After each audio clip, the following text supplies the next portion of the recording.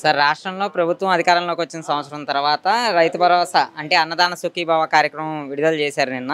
మనం గతంలో వైఎస్ఆర్ భరోసా అలా చూసాము. ఇప్పుడు అన్నదాత సుఖీభవ చూసాము. ఈ రెండిట్లో ప్రజలకి అంటే రైతులకి ఏది ఉపయోగకరంగా ఉంటుందంటారు? పరిభాషలో చెప్పాలంటే రైతులకి వీళ్ళు చేసేది ఏ గవర్నమెంట్ ఏం చేసేది అది నేను దానికి కొంచెం విరుద్ధం చెప్పాలంటే. కాకపోతే ఆయనకంటే ఈయన 1000 రెట్లు బెటరు. జగన్మోహన్ రెడ్డి కంటే చంద్రబాబు నాయుడు 1000 రెట్లు బెటరు. ఎందుకంటే ఆయన ఇస్తానని వాగ్దానం చేసిన దాంట్లో 4వ వంతు కూడా ఇలా ఆయన సంవత్సరానికి ఒక 7,000 ఏమి ఇచ్చాడు.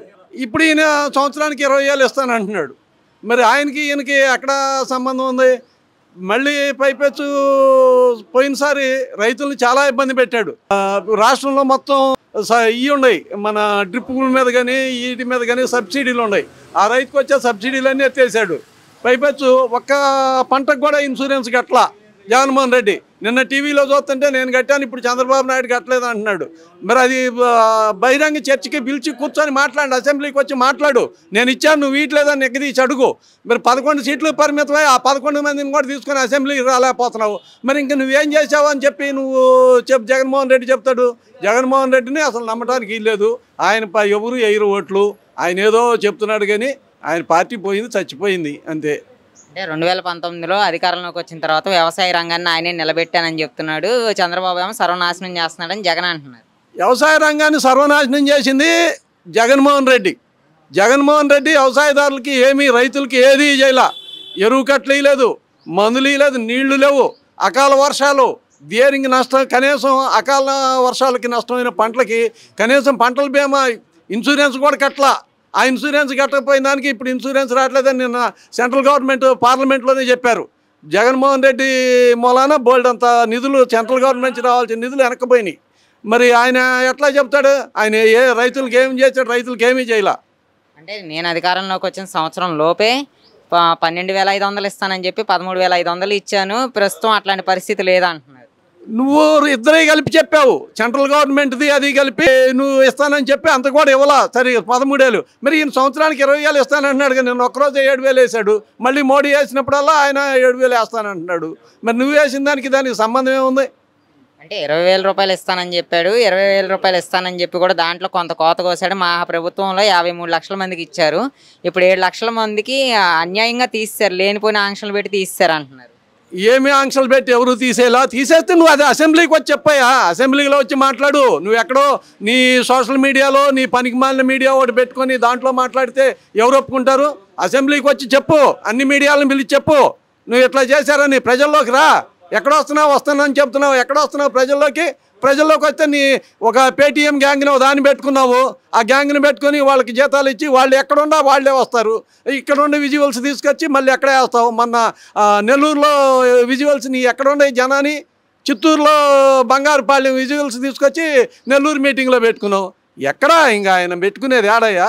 ఆయన జనం లేరు, ఏమీ లేరు. అంటే నిన్న ముఖ్యమంత్రి చంద్రబాబు దర్శిలో రైతుల కోసం విడుదల చేసిన కార్యక్రమం కానీ, గతంలో రాజధానిలో చేసిన ధర్నాలు కానీ ఇవన్నీ పెయిడ్ ఆర్టిస్టులతో పెట్టి చేయించారంటున్నారు. అసలు పెయిడ్ ఆర్టిస్టులు అనేది ఆ పదం పుట్టించింది జగన్మోహన్ రెడ్డి. అంతకు ముందు మాకు కూడా ఎవరికి తెలియదు ఆ పెయిడ్ ఆర్టిస్టులు అనేది. రాజధానిలో 5 సంవత్సరాలు పెయిడ్ ఆర్టిస్టులు మెయింటైన్ చేసుకోగలిగే మొగాడు ఎవడన్నా ఉన్నాడా? రైతులను పోషించగలిగే 5 సంవత్సరాలు చేసాం ఉద్యమం. మమ్మల్ని పెయిడ్ ఆర్టిస్టులుగా భావించి మాకు పెయిడ్ ఇచ్చేది ఎవడు తర్వాత భగవంతుడు తప్పితే మీలాంటి పనికిమాలిన వాళ్ళలో ఏమీ కాదు. మాకు ఎవడో పెయిడ్ ఇవ్వలేదు. పెయిడ్ ఆర్టిస్టులు అనేవాడు మీ గవర్నమెంట్లో ఎవడు నీ ధర్నా చేసినాడు ఒక్కడు కూడా పెయిడ్ ఆర్టిస్ట్ లేడు. ఒక్కడు కూడా డబ్బులు తీసుకొని చేసినాడు లేడు. ఇప్పుడు నీ దగ్గర ఉన్నారు డబ్బులు తీసుకొని. నువ్వేం ఇప్పుడు సావుకాడికి పోయి నవ్వుతూ ఉన్నారు. నీ డబ్బులు ఇచ్చిన వాళ్ళు నువ్వు నవ్వుతుంటే వాళ్ళు నవ్వుతున్నారు. ఎవరన్నా పరామర్శకి పోయి వాడిని ఓదార్చడానికి పోయినాడు, మరి జాలి ముఖంతో ఉంటారు. కనీసం యాక్షన్ అంతా చేస్తారు. మీకు ఆ యాక్షన్ చేయటం కూడా చేతగల ఏమీ లేదు, అంతా ఒట్టిదే. రాజధాని మహిళలను కూడా గతంలో మనం కించపరుస్తామని చూసాము. అయితే ఆ వైసీపీ కార్యకర్తలని మహిళలను కూడా చూడకుండా ఇలా అడ్డుకుంటున్నారు, ఆయన పర్యటనకు రాకుండా అంటున్నారు. నువ్వు అడ్డుకున్న దానికంటే ఎక్కువ ఎవరు అడ్డుకుంటున్నారంటే నువ్వు రా ప్రజల్లోకి స్వచ్ఛందంగా వచ్చి విధానాలని మాట్లాడు. విధానాలను మాట్లాడుతున్నాడు. నువ్వు ఎవరిని పరామర్శిస్తున్నావు? దొంగల్ని, రౌడీల్ని, వీళ్ళని పరామర్శిస్తున్నావు. వాడు ప్రసన్న కుమార్ రెడ్డిని పరామర్శించడానికి పోయావు అంటే నువ్వు ఎంత దిగజారిపోయావో ఒక అర్థం చేసుకో. వాడు ఒక మహిళను పట్టుకొని ఆ మహిళ ఒకవేళ ఆమె ఎటువంటిదన్నా కావచ్చు, పబ్లిక్గా విమర్శించే అధికారం ఎవరికి ఏ మనిషికి లేదు. ఒక మహిళని ఆమె తప్పు చేయొచ్చు, ఏదైనా చేయొచ్చు. తప్పు చేస్తే చట్టం ఉంది, కోర్టులు ఉన్నాయి, ఆ రకంగా పనిష్మెంట్ ఇచ్చింది. కానీ బహిరంగంగా వ్యక్తిత్వాన్ని హననం చేసి ఆ రకంగా మాట్లాడటం అనేది మరి ఒక మనిషి అయి పుట్టినోడికి మనిషికి ఎవరికి హక్కు లేదు. నిజంగా ఆ దాంట్లో వాడిని 2 కాళ్ళు ఎరగొట్టినా కూడా తప్పలేదు ప్రసన్న కుమార్ రెడ్డిని. ఎందుకంటే వాడు ఆ రకంగా మాట్లాడకూడదు, వాడు పళ్ళోడు కొట్టాలి చెప్పాలంటే. ఎవరినన్నా కానీ ఆమెనన్నాడు, ఆమె తరపున మాకేమీ పార్టీ అని ఇదేమేం కాదు. ఎవరినైనా ఒక మహిళని ఆ రకంగా మాట్లాడకూడదు. మహిళల్ని అరాచకం చేసింది జగన్మోహన్ రెడ్డి గవర్నమెంట్లో. ఇప్పుడు ఈ గవర్నమెంట్లో మేము ఎక్కడ పేపర్లో కానీ టీవీలో కానీ మాకు తెలుసు కానీ ఎక్కడ ఏం జరగల. అప్పుడు నెలకొకటి రోజు ఒకటి జరుగుతూ ఉండేది, నీకు అందుబాటులో జరుగుతూ ఉండేది. జరిగినా కూడా ఒక్కడి మీద చర్య లేదు. అంటే ఇప్పుడు ప్రస్తుతం మాజీ మంత్రి రోజాను కూడా అట్లా విమర్శిస్తున్నారు, ఒక మహిళని కూడా చూడకుండా అట్లా మాట్లాడడం ఎంతవరకు కరెక్ట్ అని జగన్ అంటున్నారు. అసలు రోజా మహిళ అనేది మర్చిపోయాం. ఆమెని మహిళ అని ఎవడు అండు, ఆ మహిళ రూపంలో ఉండ ఒక రాక్షసి, బ్రహ్మ రాక్షసి. ఆమె నోరు తెరిచిన పచ్చి అబద్ధాలు, ఆడదాం ఆంధ్ర అని చెప్పి నీతోటి ఆడుకున్నారు, మీరంతా ఆడుకున్నారు. మీరు ఆడుకొని ఎంత ప్రజల సొమ్ము ఎంత దుర్వినియోగం చేశారు. ఏమాడారు? ఆంధ్రాతో ఆడుకున్నారు మీరు. ఏంది ప్రజలకేమి మీ ఆడుదాం ఆంధ్ర అని ఆమె పెట్టిన ప్రోగ్రాము మీరు ఆడుకున్నారు తప్పితే ఎవరికి ఉపయోగపడలా. అదే ప్రజలతో ఆడుకొని ఇప్పుడు ఆమె ఏం మాట్లాడుతుంది? ఇష్టం వచ్చినట్టు పచ్చి బూతులు మాట్లాడుతుంది రోజా. అటువంటి రోజాను పట్టుకొని మరి రోజాని కించపరుస్తున్నారని అదే నేను చెప్పేది.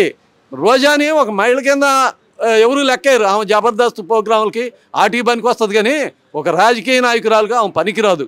ఆమె మాట్లాడే విధానం కానీ ఆమె హావభావాలు కానీ. అంటే మా ప్రభుత్వంలో రాజధానిలో మహిళలు ధర్నాలు చేసినప్పటికీ మేము అంటే అడ్డుకోలేదు, ధర్నాలు చేయనిచ్చామని చెప్పి అంటున్నారు. నేషనల్ న్యూస్లో కూడా పోయింది. పొట్లో పెట్టి తన్నారు ఆడవాళ్ళని, జుట్టు పట్టుకొని లాగారు.